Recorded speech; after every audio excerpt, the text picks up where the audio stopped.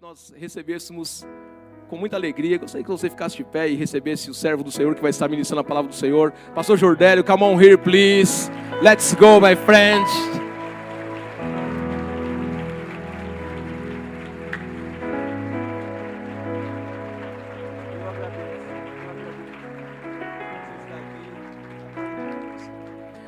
Vamos orar, estenda suas mãos assim, ó, em sinal de receber. Diga: Senhor, por favor, limpa os meus ouvidos agora, limpa o meu coração, tira toda a distração, que não haja nenhuma lembrança agora, de nada, que não seja as tuas coisas. Eu preciso ouvir a tua palavra, e eu quero sair daqui com uma direção, sabendo o que eu preciso fazer. Senhor Jesus, que todo espírito maligno que porventura veio a este lugar para me atrapalhar, ouvir a tua palavra, eu expulso agora, em o nome de Jesus. E eu abro o meu coração, a minha mente, para receber as diretrizes do Senhor. Faço isso em nome do Pai, do Filho e do Espírito Santo. Amém, amém e amém. Aplauda o Senhor mais uma vez e assente-se, glorificando o nome do Senhor.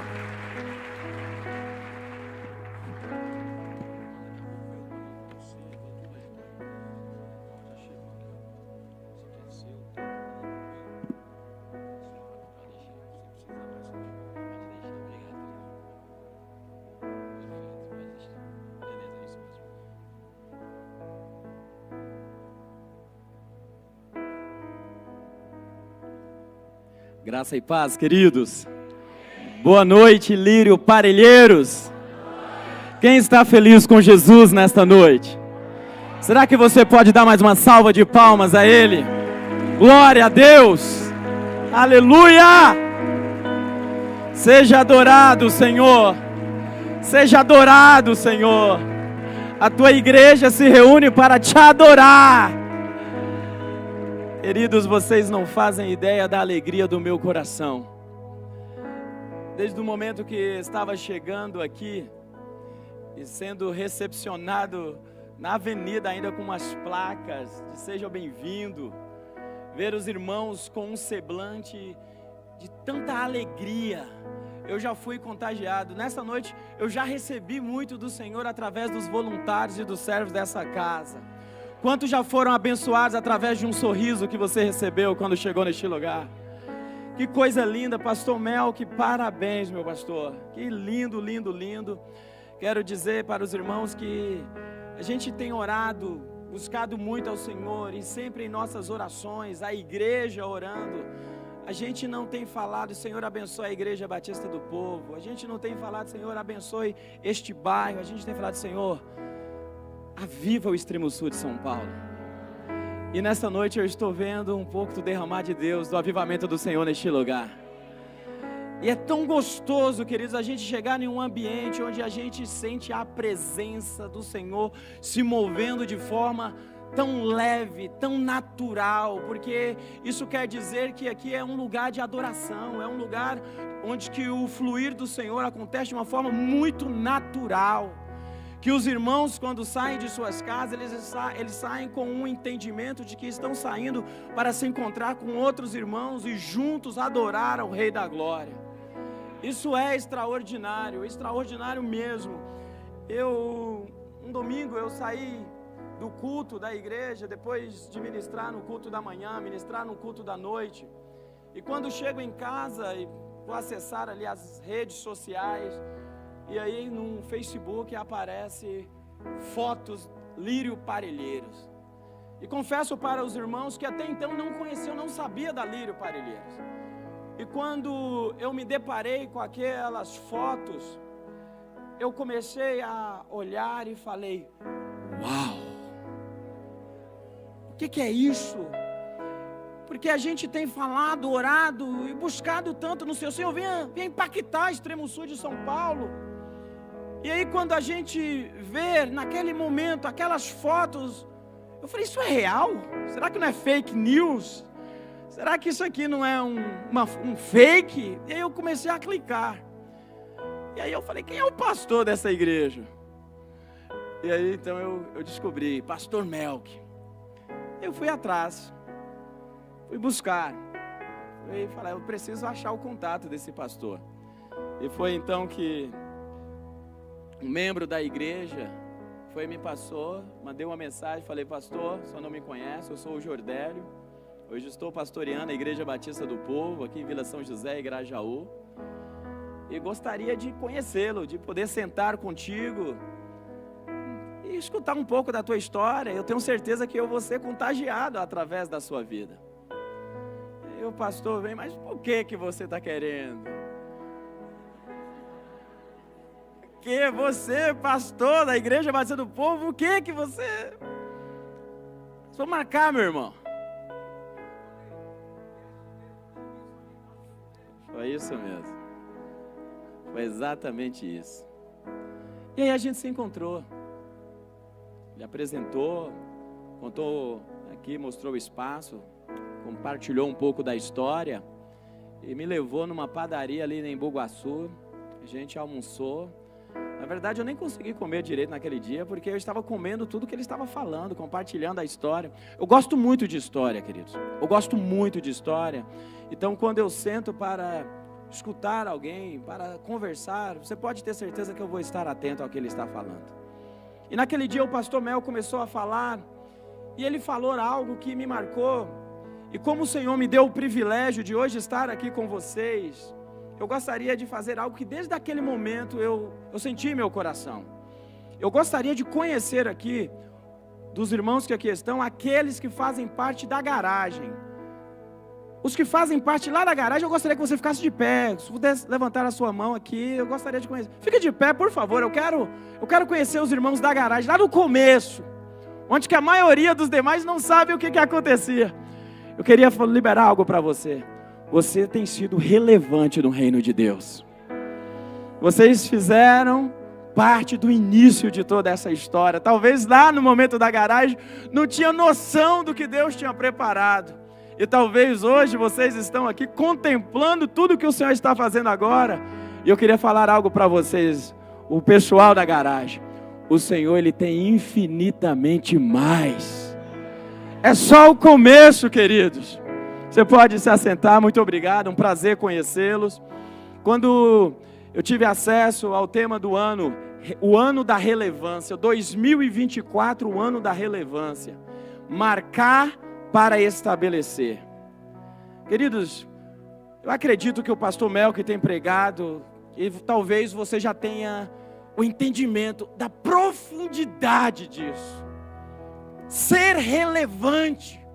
Mas como relevante? Nós somos do extremo sul de São Paulo, Grajaú, Parelheiros, Marcilac. Onde que... Relevante em quê?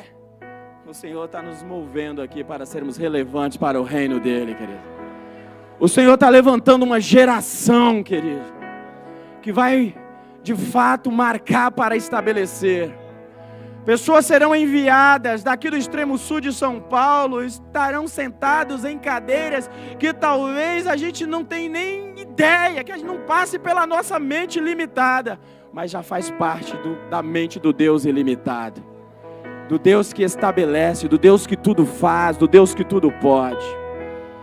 E é com base na temática do ano, relevância, marcar para estabelecer, que eu gostaria de falar de uma temática também. Eu quero falar nesta noite de ser relevante na adversidade. Porque eu acredito que assim como eu, gente, vocês também passam por dificuldade. Nós somos pessoas, seres humanos. Estamos aqui para adorar porque nós fomos encontrados pelo Senhor. Mas existem as labutas da vida, as dores, os problemas. Só o fato de já existir, ou de ter nascido nesse momento da história, um momento do caos, um momento onde tudo é relativo, não existe mais a verdade absoluta. Este é o momento da história que o Senhor nos chamou, que nós nascemos. E se o Senhor nos chamou nesse momento é para sermos relevantes, é para marcarmos esta geração, é para estabelecermos. O reino de Deus será estabelecido através da minha e da sua vida, amém, irmão? É por isso que estamos aqui.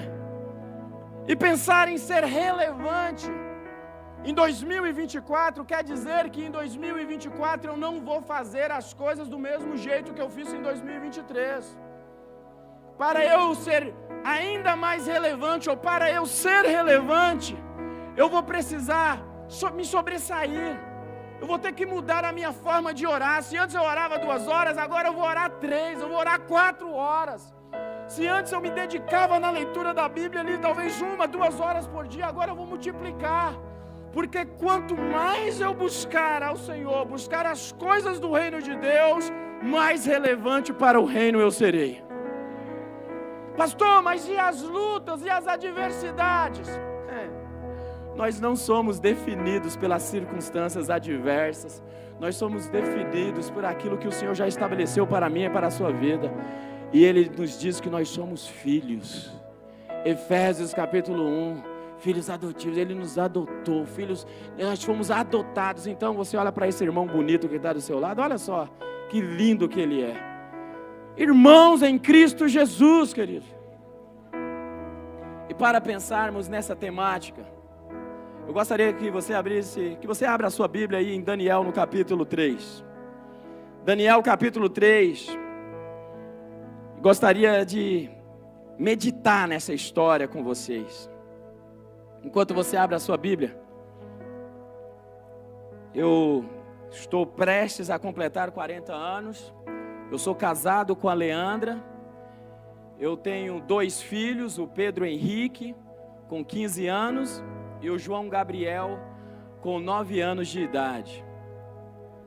E minha esposa e meus filhos não vieram, porque a minha esposa está ali com uma infecção urinária. Por essa razão ela não pôde estar comigo, então pedi que ore por ela. Eu acredito, enquanto nós estávamos orando por cura, eu também estava orando, e eu creio que o Senhor já foi, vou chegar em casa, ela vai estar bem, amém, queridos? Eu creio nisso. E o texto bíblico, queridos, eu vou pedir licença para vocês, mas eu gostaria de ler todo esse capítulo. É um capítulo longo, mas eu gostaria de lê-lo todo, e que nós pensássemos nesta história nesta noite. O rei Nabucodonosor fez uma imagem de ouro que tinha 27 metros de altura e 2,70 metros de largura, que ele levantou na planície de Dura, na província da Babilônia. Então o rei Nabucodonosor mandou reunir os sátrapas, os prefeitos, os governadores, os juízes, os tesoureiros, os magistrados e os conselheiros, e todos os oficiais das províncias, para que viessem à cerimônia de inauguração da imagem que o rei Nabucodonosor tinha levantado. Então se reuniram os sátrapas, os prefeitos, os governadores, os juízes, os tesoureiros, os magistrados, os conselheiros e todos os oficiais das províncias para a cerimônia de inauguração da imagem que o rei Nabucodonosor tinha levantado. E ficaram em pé diante da imagem que Nabucodonosor tinha levantado. Nisto o arauto proclamou em alta voz: ordena-se a vocês, pessoas de todos os povos, nações e línguas, que no momento em que ouvirem o som da trombeta, da flauta, da harpa, da cítara, da lira, da gaita de foles e de todo tipo de música, vocês se prostrem e adorem a imagem de ouro que o rei Nabucodonosor levantou. Quem não se prostrar e não a adorar será no mesmo instante lançado na fornalha de fogo ardente. Assim, quando ouviram o som da trombeta, da flauta, da harpa, da cítara, da lira e de todo tipo de música, pessoas de todos os povos, nações e línguas se prostraram e adoraram a imagem de ouro que o rei Nabucodonosor tinha levantado.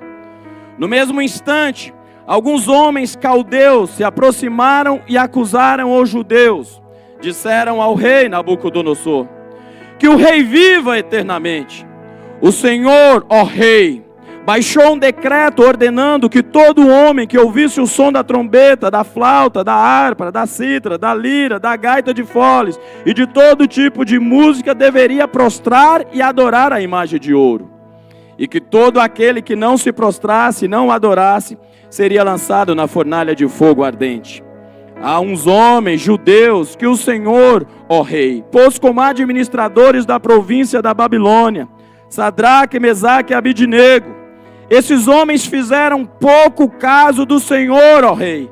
Não prestaram culto aos deuses do rei, nem adoraram a imagem de ouro que o rei levantou. Então Nabucodonosor, irado e furioso, mandou chamar Sadraque, Mesaque e Abidnego. E eles foram levados à presença do rei. Nabucodonosor lhes disse: Sadraque, Mesaque e Abidnego, é verdade que vocês não prestam culto aos meus deuses, nem adoram a imagem de ouro que levantei? Agora, pois, se vocês estão prontos, quando ouvirem o som da trombeta, da flauta, da cítara, da harpa, da lira, da gaita de foles, prostrem-se e adorem a imagem que eu fiz. Mas se não a adorarem, serão no mesmo instante lançados na fornalha de fogo ardente. E quem é o Deus que os poderá livrar das minhas mãos? Sadraque, Mesaque e Abidnego responderam ao rei: Ó Nabucodonosor, quanto a isto não precisamos nem responder. Se o nosso Deus a quem servimos quiser livrar-nos, ele nos livrará da fornalha de fogo ardente e das suas mãos, ó rei. E mesmo que ele não nos livre, fique sabendo, ó rei, que não prestaremos culto aos seus deuses, nem adoraremos a imagem de ouro que o Senhor levantou. Então Nabucodonosor se encheu de fúria, e o aspecto do seu rosto se alterou em relação a Sadraque, Mesaque e Abidnego. Ordenou que se esquentasse a fornalha 7 vezes mais do que o de costume. Ordenou aos soldados mais fortes do seu exército que amarrassem Sadraque, Mesaque e Abidnego e o jogassem na fornalha de fogo ardente. Então estes homens foram amarrados com os seus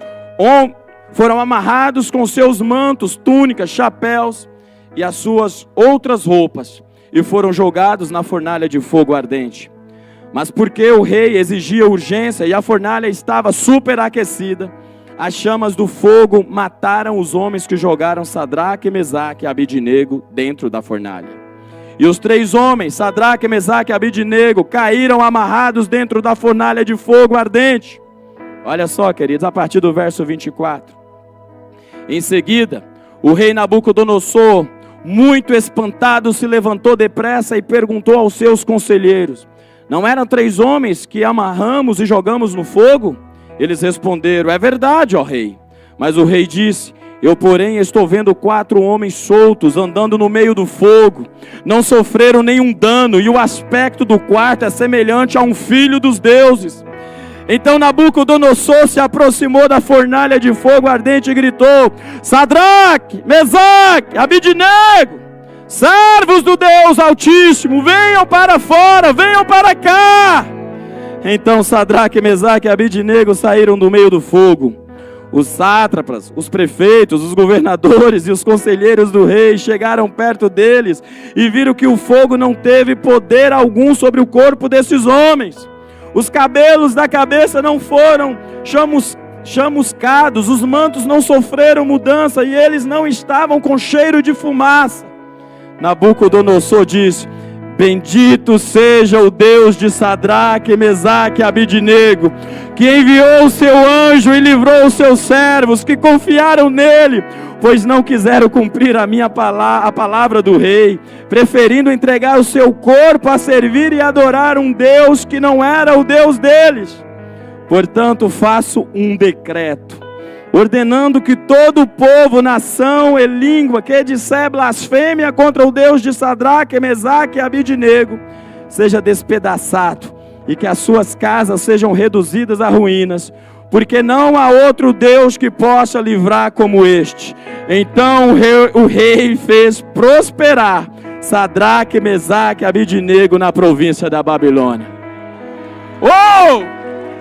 Aleluia! Glória a Deus!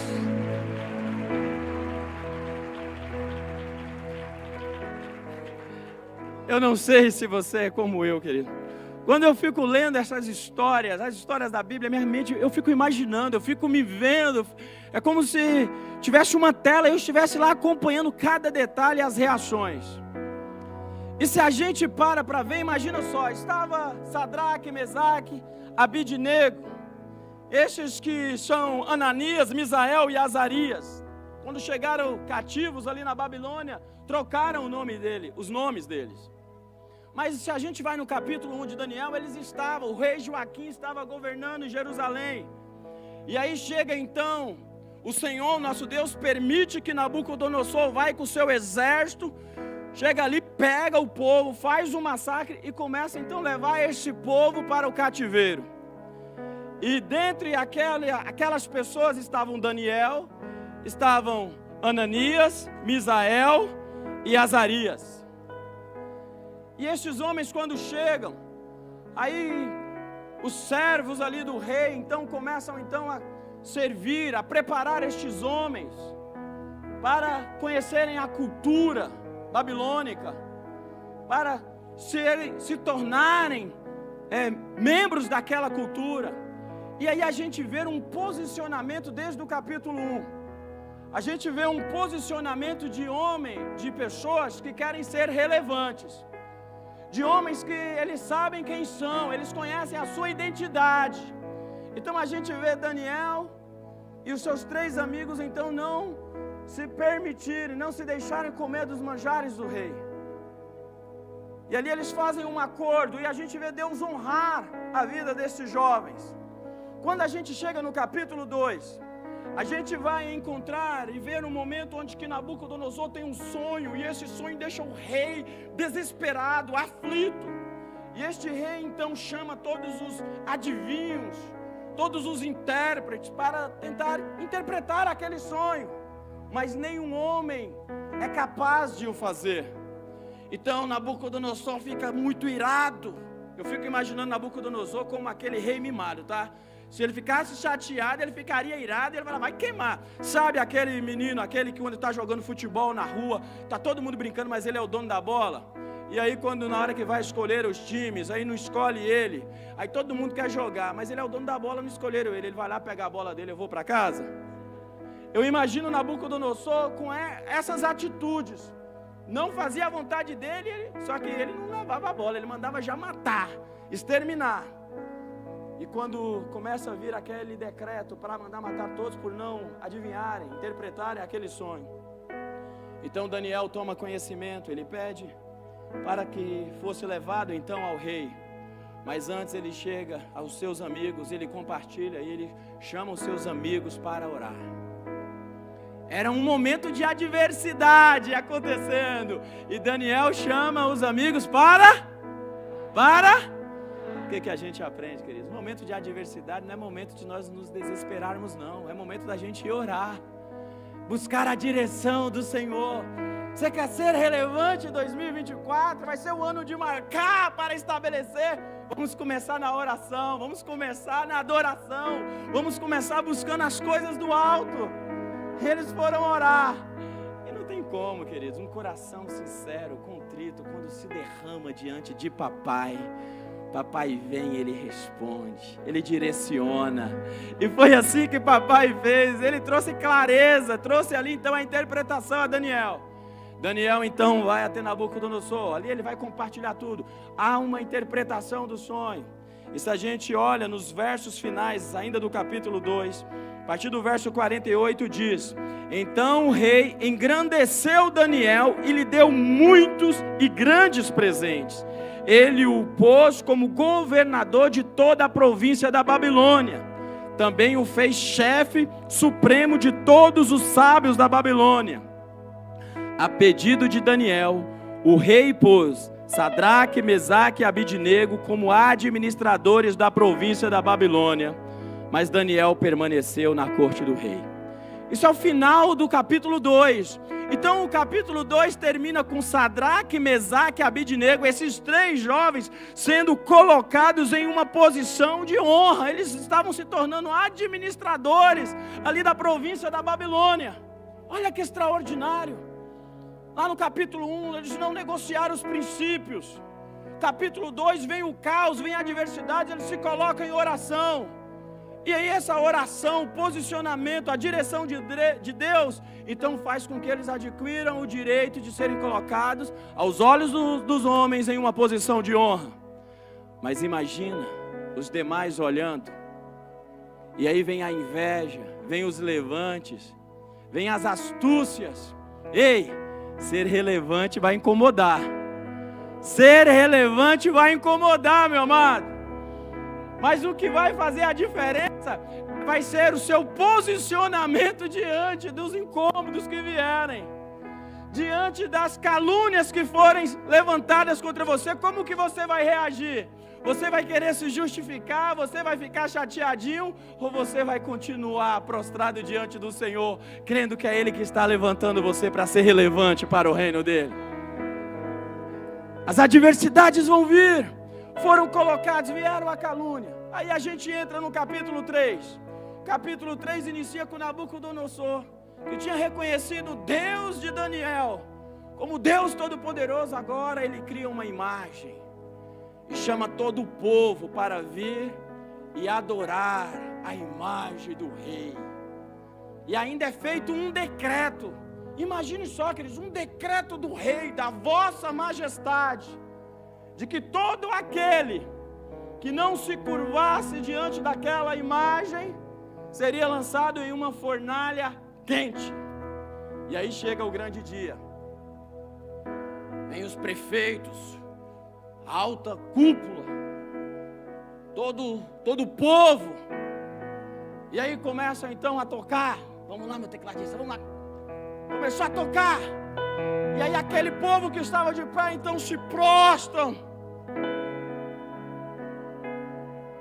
Mas dentre aquele povo existia 3 jovens relevantes para o reino de Deus.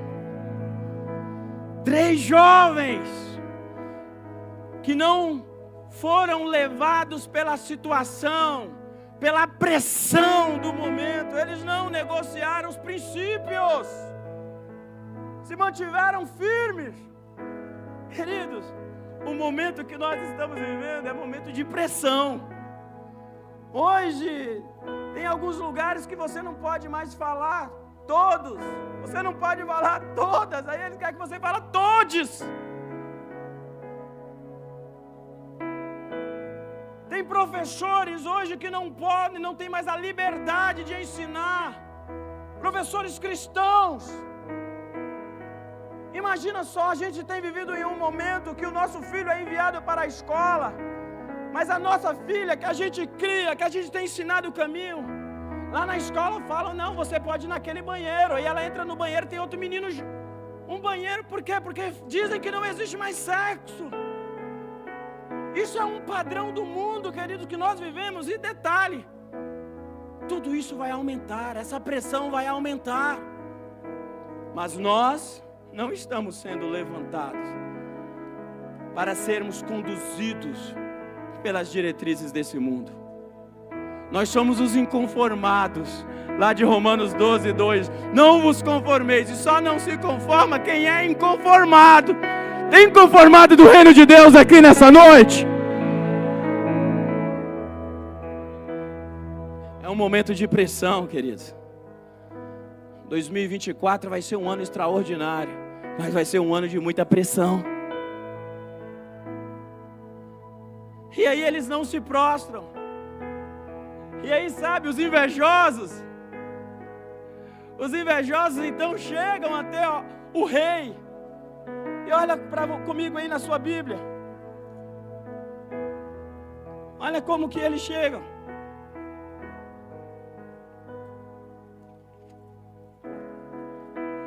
No verso 8 diz que no mesmo instante, queridos, quem estava olhando para Sadraque, Mesaque e Abidnego, esses homens já sabiam do posicionamento deles, sabiam que esses homens só adoravam ao Deus eterno, Deus Todo-Poderoso. Eles já sabiam disso. Ser relevante vai fazer que as pessoas fiquem com o olho aqui em você, ó. As pessoas vão olhar para você, vão buscar meios para tentar te atingir, querido. Mas o que vai fazer a diferença vai ser o seu posicionamento. No momento da pressão, no momento da calúnia. E no verso 8 diz que no mesmo instante, alguns homens correram, se aproximaram e acusaram os judeus. E olha só, queridos, olha a forma como que eles chegam, a astúcia. Olha a forma como que eles chegam diante do rei. No verso 9, diz que disseram ao rei, que o rei viva eternamente. O Senhor, ó rei, baixou um decreto ordenando que todo homem que ouvisse o som da trombeta, da flauta, da harpa, da cítara, da lira, da gaita de foles e de todo tipo de música, deveria prostrar e adorar a imagem de ouro. Olha só, a bajulação. No verso 11 eles continuam, e que todo aquele que não se prostrasse e não adorasse seria lançado na fornalha de fogo ardente.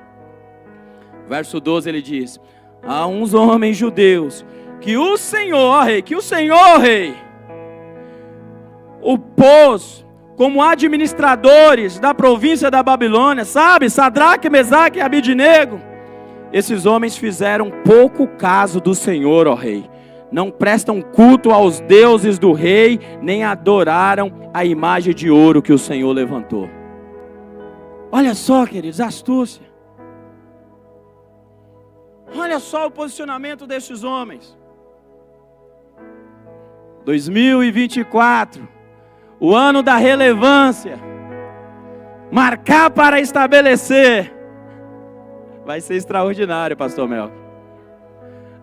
Já está sendo incrível. O que vai fazer a diferença é nosso posicionamento na hora da pressão, na hora da adversidade. Aí o texto nos diz, a Bíblia que está nos falando.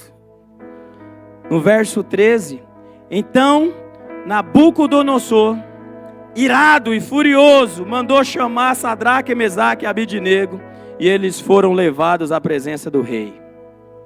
Imagina o que pega a bola nesse momento, que as coisas não aconteceram do jeito que ele queria. Irado, ficou bravo. E aí chega o verso 14, queridos, presta atenção neste diálogo. Coloque aquela lupa e preste atenção neste diálogo. Porque nesse diálogo aqui, ele nos ensina muitas coisas. Lá atrás nos foi dito, no mesmo texto, que o rei fez um decreto. Amém, queridos? A Bíblia fala, um decreto do rei, ele é irrevogável, não vai mudar. Se o rei disse, ele tem que cumprir. Mas olha o que o rei faz. No verso 14, Nabucodonosor disse a esses jovens, Sadraque, Mesaque, Abidnego, é verdade que vocês não prestam culto aos meus deuses, nem adoram a imagem de ouro que eu levantei? Aí no verso 15 ele fala assim, ó, agora pois, se vocês estão prontos, quando ouvirem o som da trombeta, da flauta, da cítara, da harpa, da lira, da gaita de foles, prostrem-se e adorem a imagem que eu fiz. Mas não era um decreto? Eles não já tinham que chegar lá, se eles não fizerem, serem lançados já, queridos? Vocês concordam comigo? Foi um decreto, todo aquele que não se prostrar, será lançado na fornalha de fogo. Não tem mais o que discutir. O rei, ele saiu com um decreto, o rei assinou. Muitas vezes, queridos, no momento de pressão e de adversidade, vão ter falas que vão parecer que são boas, que estão tendo misericórdia de nós, para tentar, de fato, nos fazer afastar do propósito que Deus tem para as nossas vidas. No momento da pressão e da adversidade, você sabe, quando você se posicionar e falar, eu não vou negociar, e quando aquilo estiver na pressão, aí vão chegar e falar assim, eu entendo você, eu entendo que você era cristão, eu sei disso, poxa, eu sei, eu gosto, eu vejo as fotos, eu vejo os vídeos, eu já fui até lá na Lírio com você na sexta-feira, eu fui no domingo, Eu entendo tudo isso, mas você precisa pensar em você agora. Você agora precisa pensar em você, porque senão você vai perder a sua empresa. Sabe? Se você não negociar esse imposto, se você não deixar de lado, você pode perder a sua empresa. Você sabe, é o governo que é corrupto. Então não tem problema você deixar de pagar imposto. A empresa parece que vai falir, porque caluniaram você. Talvez na sociedade roubaram você. E agora? É o teu posicionamento que vai fazer a diferença. É o teu posicionamento no momento da pressão, meus amados. E no final do verso 15, depois que ele fala bem assim, ó, deu uma segunda chance. Mas ele conclui falando, mas se não adorarem, serão no mesmo instante lançados na fornalha de fogo ardente. E quem é o Deus que os poderá livrar das minhas mãos? Olha só, olha a pressão. Eu vou mandar aquecer 7 vezes mais a fornalha. Pressão. Mas o que vai fazer a diferença é o posicionamento. O que vai fazer a diferença é o posicionamento. E aí quando a gente escuta tudo isso, a gente vai para o verso 16. Imagina Sadraque, Mesaque e Abidnego na pressão. Aí o rei fala, eles vão responder. Sadraque, Mesaque e Abidnego responderam ao rei: ó Nabucodonosor, quanto a isto, não precisamos nem responder. Oh, queridos, quando nós nos posicionamos naquilo que é a verdade da palavra, que é a vontade de Deus, você não precisa se justificar. Você não precisa perder tempo. Estão falando, deixa eu falar. Ai, pastor, eu não consigo dormir porque estão falando. Durma, sonhe. Não deixe de dormir porque estão falando de você, meu amado e minha amada. Oh, eu não vou nem responder quanto a isso. Se o nosso Deus, quem servimos, quiser livrar-nos, Ele nos livrará da fornalha de fogo ardente das suas mãos, ó rei. Olha, se o nosso Deus quiser, Ele vai nos livrar, ó rei. E aí a gente fala, uau! Mas o uau não está nem na primeira parte. Olha para a sequência. Olha a sequência. E mesmo que Ele não nos livre, fique sabendo, ó rei, que não prestaremos culto aos seus deuses, nem adoraremos a imagem de ouro que o Senhor levantou. Oh! É extraordinário! Aleluia! Oh!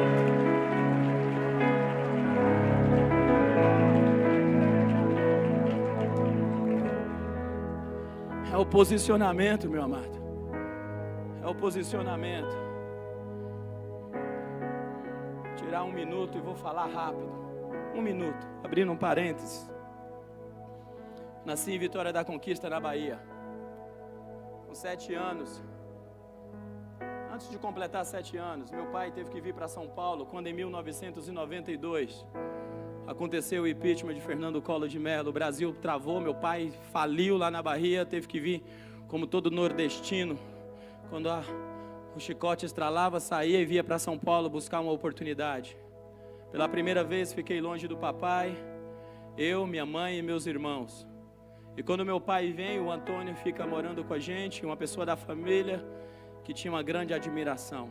E só foi o papai vir para São Paulo e aquele homem começou a abusar sexualmente de mim. Uma criança prestes a completar 7 anos, durante 3 meses, aquele homem, ele abusou. E quando eu falo que não foi só com toque, tudo que você possa imaginar. Como tem crianças, eu não vou entrar em detalhes. Mas ele abusou sexualmente durante 3 meses. E aquilo feriu a minha identidade.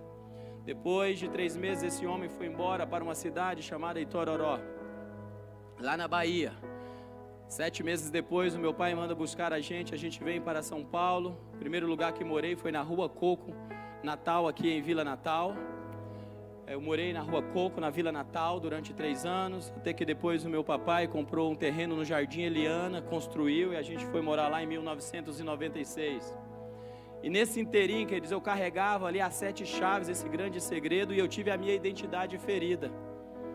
Eu não sabia, quando eu chego na pré-adolescência, eu não sei quem eu sou. E eu começo a viver um grande conflito. Quando eu estava jogando futebol na rua, ou em um clube, que o meu sonho era ser jogador de futebol, e treinava, cheguei a jogar futebol alto rendimento. Então, um colega toca a bola, e às vezes fazia aquelas palavrinhas que colocava ali em dúvida a nossa sexualidade. Aquilo me machucava muito quando eu escutava aquilo. Ah, o Jordélio é isso, ah, Jordélio é seu. Aquilo machucava, porque eu pensava que eu era, porque eu me lembrava daquilo que o Antônio fez comigo. E o tempo foi passando, e isso aí começa a trazer outros problemas, porque quando você tem a sua identidade ferida, você não sabe quem você é. Aí você começa a viver buscando aprovação, aí você não vive mais, porque você nem sabe quem você é, então você quer ser aquilo que as pessoas esperam, mas uma pessoa espera isso, a outra, então você se torna uma coxa de retalho. E assim foi a adolescência, juventude, vários traumas. Depois tive um problema de saúde, não pude mais jogar futebol quando eu já estava jogando no Corinthians, categoria de base. Aquilo também foi uma grande frustração. Fui chamado para o exército, nunca me imaginei como militar, mas ali eu fiquei 8 anos. Entrei no exército em 2003, 2004 eu já era cabo do exército, 2005... Então eu começo o projeto Alvo Certo, que até hoje a gente tem, que atende muitas crianças no âmbito social, aqui no extremo sul de São Paulo. E depois que eu inicio o projeto, completo 21 anos de idade, eu ia fazer o curso de sargento no exército, e antes de fazer o curso, eu fiz uma viagem para a praia. Naquela viagem para a praia, meu irmão e meu primo, que eram menores de idade, que eu os levei junto com um grupo de amigos, e eles morreram afogados. Queridos, eu me sentia culpado pela morte deles, eu tentei suicídio, depressão, fui impedido de trabalhar no exército com arma durante um período. Foi um momento muito difícil, porque eu me sentia culpado pela morte deles. Tinha a questão do abuso, agora tinha essa questão. Quando eu entrei no exército, comecei a mexer com armamento, eu então buscava, na época não tinha Facebook, era Orkut, as comunidades do Orkut, tentando encontrar lá em Tororó, na Bahia, para ver se eu encontrava o Antônio.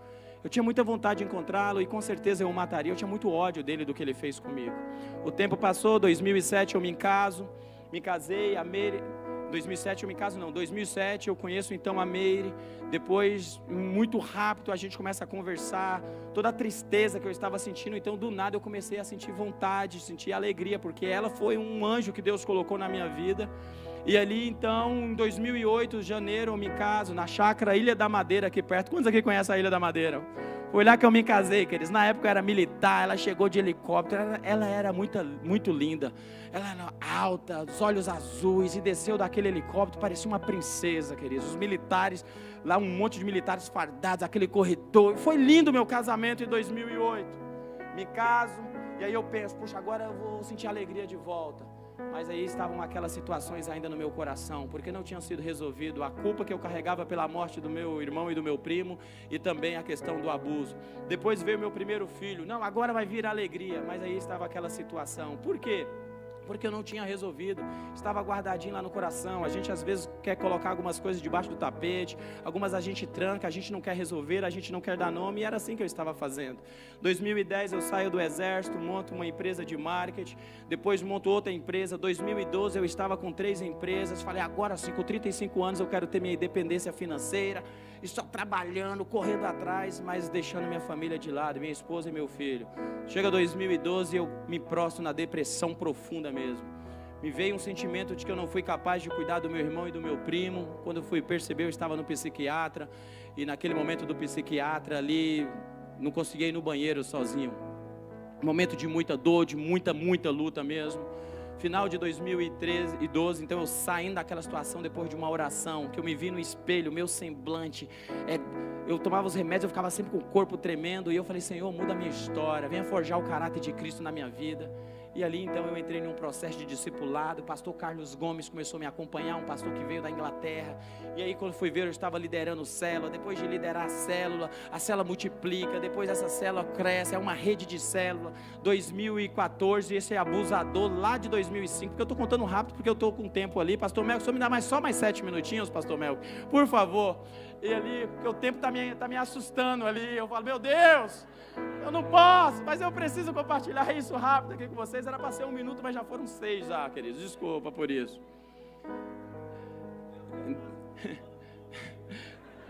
Amém. Chega 2015. Nós estávamos em 2014, pela primeira vez eu falei que eu fui abusado para minha mãe. Minha mãe começou a chorar. Meu pai ficou revoltado, chateado. Em 2015, nós estávamos num propósito de 21 dias na nossa igreja aqui de Grajaú.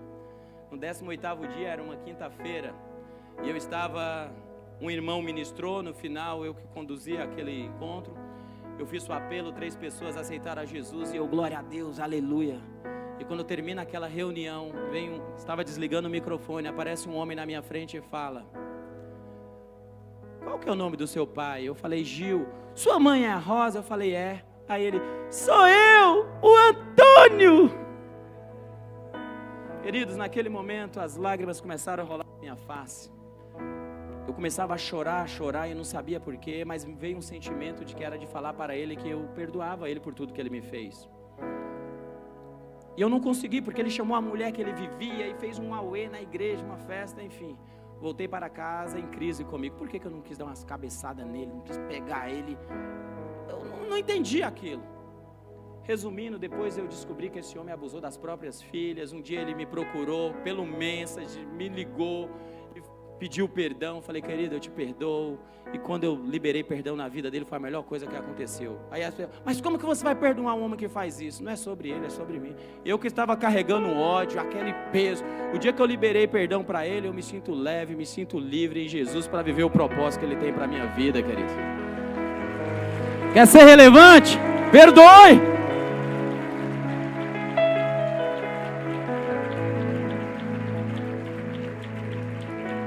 Mas para finalizar, iniciando a igreja com uma célula, aqui foi a garagem, eu comecei com uma célula, e depois nós fomos para que lá a gente chama da casinha. Quem era da casinha? Aqui é a garagem. E a igreja começou a crescer, veio um empresário, acho que muitos de vocês conhecem a história, os de Gaspe foram construir o templo lá para a gente, e Deus começou a fazer a célula crescendo. A gente inaugura em 2018, 2019 eu fui ordenado, já fazendo um trabalho pastoral, mas fui ordenado em 2019, 2020 entra a pandemia, a minha esposa comigo o tempo todo, a gente rompendo, foi lindo demais, queridos. E aí chega 2021, pandemia, e aí quando chega no final de 21 de fevereiro eu pego o Covid, a minha esposa pega Covid também, só que eu fiquei mal em cima de uma cama, e a minha esposa com Covid era como se ela fosse assintomática, ela lá cuidando de mim, nós morávamos em uma chácara aqui no Recanto Campo Belo, ela cuidando, e tudo bem, até que chega na sexta-feira, ela acordou mal, sentindo muito enjoo, eu ainda com Covid, eu trouxe ela, falaram que o hospital de Parelheiros era uma referência, eu a trouxe aqui, e de fato ela foi muito bem cuidada aí, deixei minha esposa na sexta-feira, no sábado, tinha que esperar 24 horas, no domingo eu recebo uma ligação que ela estava bem, que ela estava melhorando, e eu, uau, amanhã vai vir boa notícia, mandando os grupos da igreja, todo mundo orando por ela, tudo bem, ela só estava internada, não foi entubada nada, pouco de oxigênio, 2 litros, na segunda eu recebo a ligação do hospital, e aí ela gravou, colocaram 5 litros, 10 litros, 15 litros, ela não segurou e ela foi entubada, e ali começou a doer e a preocupar, e aí a gente vai em oração. Resumindo a história, no dia 10 eu consegui fazer uma visita no hospital como um pastor, uma visita religiosa, e quando ela entubada, eu falei, meu amor, eu vim aqui para te ver. Ela entubada, ela começou a chorar e ficar agitada, e as enfermeiras, é um milagre isso, e eu, aí a gente, glória a Deus, Deus está curando, e na sexta-feira seguinte seria meu aniversário, e eu falei, na sexta eu vou conseguir voltar, e vou comemorar meu aniversário com você, e você vai estar melhor. E aí na sexta-feira eu voltei, e ela nem respondia nada. Quando chegou na quinta-feira seguinte, dia 18 de março, aqui no Hospital Parelheiros, eu fui chamado pela manhã. Eu teria uma visita à tarde para ela, mas logo cedo eu recebo um telefonema. E quando eu vou, levo o RG e eu recebo a notícia de que ela não resistiu.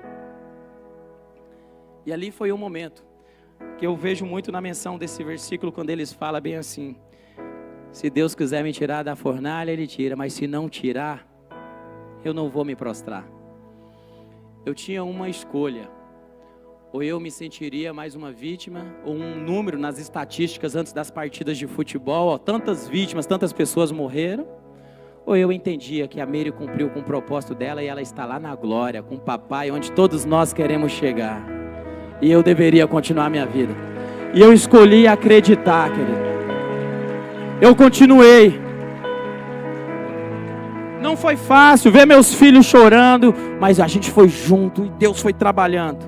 Um ano só, até que chegou um dia que eu falei: eu preciso me abrir para um relacionamento. Eu estava vivendo um momento, queridos, apesar de ser feinho assim, mas eu acho que não sei, eu estava sendo muito assediado, queridos.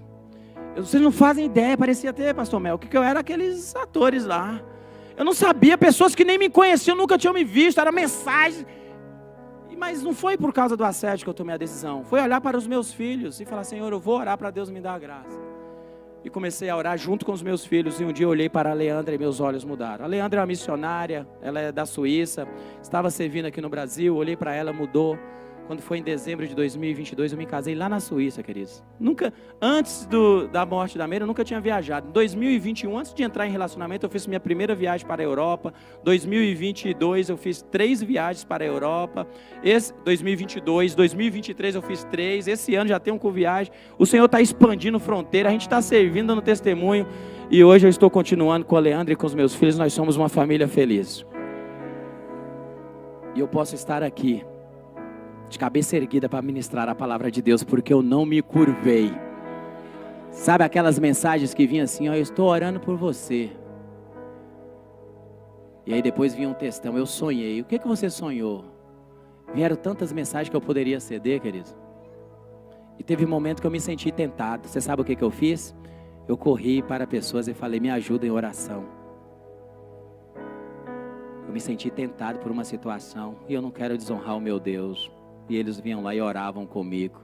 E depois, quando você confessa, queridos, olha aqui, ó, é melhor a gente confessar uma tentação do que a gente ir lá para compartilhar o pecado. Porque quando compartilha o pecado, querido, já está tudo fedido. Agora, quando só é a tentação, a gente ora junto, a gente já recebe um conselho, a gente caminha junto, e aí a gente consegue ficar firme. O nome do nosso Deus é glorificado e o diabo é envergonhado.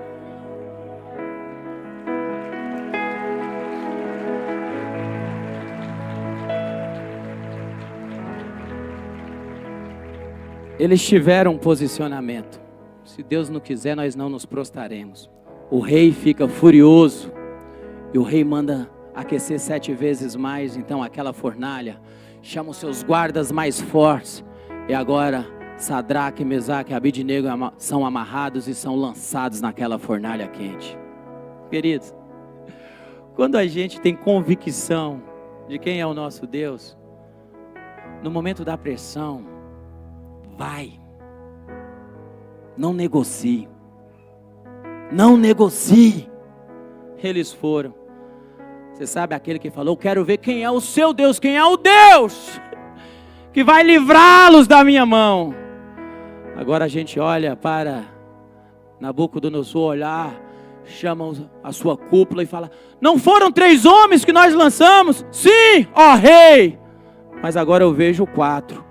E um tem um semblante dos filhos dos deuses. Mas o mais extraordinário de tudo, queridos, o que queima em meu coração, para a gente pensar nessa noite, é que esses jovens, eles foram relevantes, não para si mesmo. Não é sobre Sadraque, Mesaque e Abidnego. É tudo sobre papai. É tudo para que papai seja glorificado e exaltado. Porque o posicionamento deles, olha só o que provoca. Ele fica ali: Sadraque, Mesaque, Abidnego, saiam daí. Ele sai. Imagina só a alegria deles. Imagina o posicionamento deles. Vai ser o que vai acontecer com você em 2024. Você vai andar de cabeça erguida, querido. Você vai andar de cabeça erguida. Vai ter pressão. E aí, Nabucodonosor não fala: bendito seja Sadraque, Mesaque e Abednego. Não, não é sobre Sadraque, não é sobre a minha vida, não é sobre a vida do pastor Melk, é sobre o nosso Deus. E ele simplesmente diz: bendito seja o Deus de Sadraque, Mesaque e Abednego, que enviou o seu anjo e livrou nos seus servos, que confiaram nele, pois não quiseram cumprir a palavra do rei, preferindo entregar o seu corpo a servir e adorar um Deus que não era o Deus deles. Portanto, faço um decreto. Olha só, o rei agora anulou um decreto e faz um novo decreto. E olha só, eu faço um decreto ordenando que todo o povo, nação e língua que disser blasfêmia contra o Deus de Sadraque, Mesaque e Abednego seja despedaçado e que as suas casas sejam reduzidas à ruína, porque não há outro Deus que possa livrar como este. Será que você pode aplaudir ao nosso Deus nesse momento? Aleluia! Eu quero orar com você. Mas eu quero fazer uma pergunta. É fácil a gente se manter fiel ao nosso Deus? É fácil, querido? É fácil, não é ou não? Bem rápido aqui. Quem já viu lá? Se Jesus mandou. Vocês já viram isso? Então olha aqui, ó. Se Jesus mandou, eu faço. Então toda a igreja junto aqui comigo. Jesus mandou, todo mundo levante a mão direita. Jesus mandou. Todo mundo levante a mão direita. Jesus mandou, levante também a mão esquerda. Agora abaixe suas mãos. Só você. Só os que continuam. Os demais todos perderam. Eu que falei, abaixe suas mãos. Jesus não mandou baixar as mãos, continua com a mão levantada. Os que estão com a mão levantada, perfeito. Os demais, Jesus não mandou, fui eu que mandei. Agora, Jesus mandou ficar de pé. Só para os que estão com a mão levantada ainda. Só os que ainda estavam lá. Vamos lá, Jesus mandou ficar de pé. Agora todos estão olhando para vocês. Uma salva de palmas para eles, queridos. Agora vocês podem se assentar. Por que vocês se assentaram? Jesus não mandou, fui eu. Só ela ficou aqui de pé. E a outra querida ali. Agora vocês podem. Jesus manda você sentar. Uma salva de palmas para Jesus.